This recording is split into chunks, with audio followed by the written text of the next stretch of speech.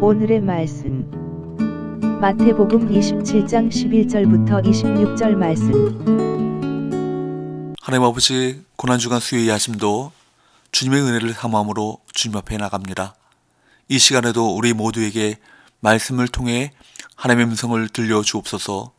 예수님의 이름으로 기도합나이다. 아멘. 할렐루야. 성교 성도 여러분, 오늘도 하나님의 은혜와 평강이 가득한 하루가 되시길 축복합니다. 오늘 우리에게 주시는 하나님의 말씀은 마태복음 27장 11절에서 26절 말씀입니다. 적그리스도라 할 수 있는 대제사장 앞에서 재판을 받으신 예수님은 이제 세상 권세의 상징인 빌라도 앞에서 재판을 받으십니다. 그런데 유대 지역 최고 권력자이면서도 무성의하고 비겁했던 빌라도에 의해 진정으로 심판을 받은 것은 대제사장을 필두로 한 유대인들이었습니다. 유대인들은 예수님께 유대인의 왕을 자청하며 로마의 반란을 꾀한다는 죄목을 씌워 빌라도에게 넘깁니다. 하지만 누가 봐도 예수님은 반란군 대장처럼 보이지 않았습니다. 그렇기에 빌라도는 예수님께 내가 유대인의 왕이냐? 라는 질문을 던지는데 11절 말씀에 보니 예수님께서는 내 말이 옳도다, 즉 내가 그렇게 말했다 라고 대답하십니다. 이는 그렇게 부르고 싶으면 그렇게 하라 정도의 대답입니다. 예수님은 유대 지역의 최고 권력자인 로마 총독 앞에서 유대인의 최고 권력자인 대제사장에게 고발당하시면서도 전혀 위축되지 않으셨습니다. 12절에서 14절, 대제사장들과 장로들에게 고발을 당하되 아무 대답도 아니하시는지라. 이에 빌라도가 이르되 그들이 너를 쳐서 얼마나 많은 것으로 증언하는지 듣지 못하느냐 하되 한마디도 대답하지 아니하시니 총독이 크게 놀라워하더라. 총독에게 무죄를 주장하면 상황이 바뀔 수도 있었습니다. 그런데 예수님께서는 아무 말씀도 하지 않으셨기에 빌라도는 크게 놀랐습니다. 예수님의 침묵으로 난처해진 것은 빌라도였습니다. 그래서 유대인의 명절에 죄수를 방면하는 전통을 이용해 예수님을 풀어주려고 합니다. 빌라도는 그들의 악한 의도와 거짓을 간파했습니다. 물론 재판장의 권한으로 무죄 판결을 내리면 되지만 밀란으로 자신의 지위가 위협받는 것을 원하지 않았던 것입니다. 그는 옳고 그름에 따라 행동하지 않았습니다. 이런 그의 행동은 상황을 더 꼬이게 만들었습니다. 빌라도는 공의를 추구하지 않고 정치적인 판단을 했습니다. 결국 압도적인 말에 굴복했습니다. 빌라도는 강도 혹은 혁명가를 유대 교권자들이 반거할 리가 없다고 판단했던 것 같습니다.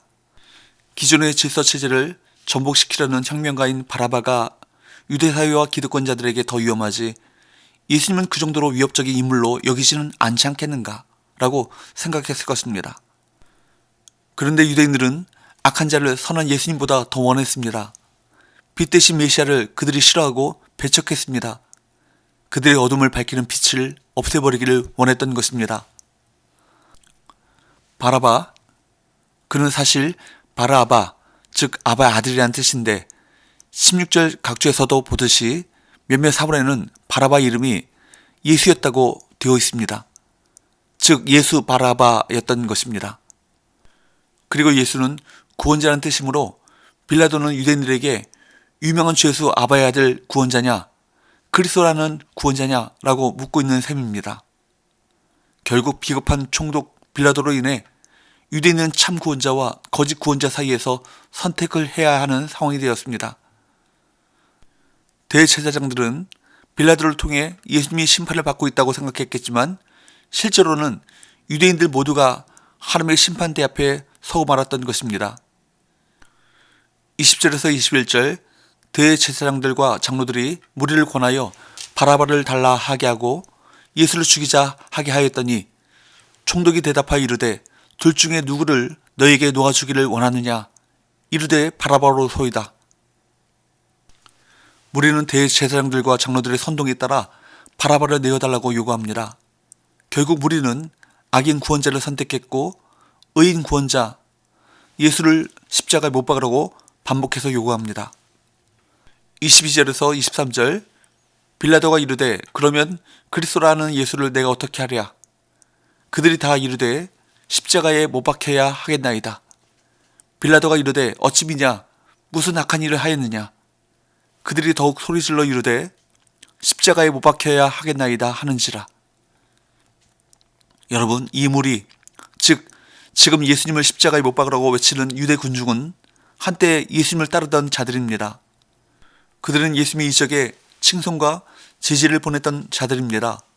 그리고 예수님께서 이스라엘의 식민 지배를 끝장내고 정치적, 경제적 메시아로 등극하시기를 기대했던 이들입니다. 그 예수님이 드디어 예루살렘에 입성하시어 화려한 메시아로 등극하시기를 원했습니다. 그러나 그분이 그렇게 무력하게, 그토록 연약한 모습으로 잡혀서 재판을 받게 되자 존경과 찬사가 극한 실망으로 바뀌었습니다. 그리고 유대 종교 지도자들의 선동에 넘어가 예수님을 십자가에 못 박으라고 외칩니다. 그들은 자신들의 욕망을 채우기 위해 예수님을 따라다녔으나 예수님이 자신들의 욕망을 채우지 못할 것처럼 보이자 대적이 되고 말았습니다. 주님을 자신의 욕망의 도구로 삼는 자들은 언제든지 자신의 욕망이 채워지지 않으면 버릴 수 있습니다. 오늘날에도 기복적인 신앙을 가진 사람들은 예수님을 자신의 욕망을 채워주는 도구로 여깁니다. 그러나 진정한 신앙인은 자신을 주님의 뜻을 이루는 도구로 들여 하나님을 기쁘시게 하는 삶을 살아갑니다. 성도는 어리석은 군중이 아니라 주님을 위해 자기를 부인하고 자기 십자가를 지고 예수님을 따라가는 제자가 되어야 합니다. 예수님을 십자가에 못 박은 자들의 죄는 인간의 보편적인 죄성입니다. 따라서 예수님을 십자가에 못 박은 사람은 바로 우리 자신들인 것입니다. 이제는 십자가 앞에 더 가까이 나아가 주님을 위해 살기로 결단하고 순종하는 성도들이 되시기를 바랍니다. 기도합시다. 하나님 아버지, 오늘 의로우신 예수님께서 우리의 죄를 대신하여 십자가를 지시기 위해 불의한 재판에 넘겨지는 과정들을 보았습니다. 이 이면에는 사탄의 충동질이 있었지만 그 길이 우리 죄를 대속하시는 유일한 길이요 하나님의 뜻임을 아셨기에 그 길을 묵묵히 걸어가셨던 우리 예수님처럼 하나님의 뜻을 따라 자기 십자가를 지고 주님의 길을 따르는 주님의 참된 제자들이 되게 하여 주옵소서. 예수님의 이름으로 기도합나이다. 아멘.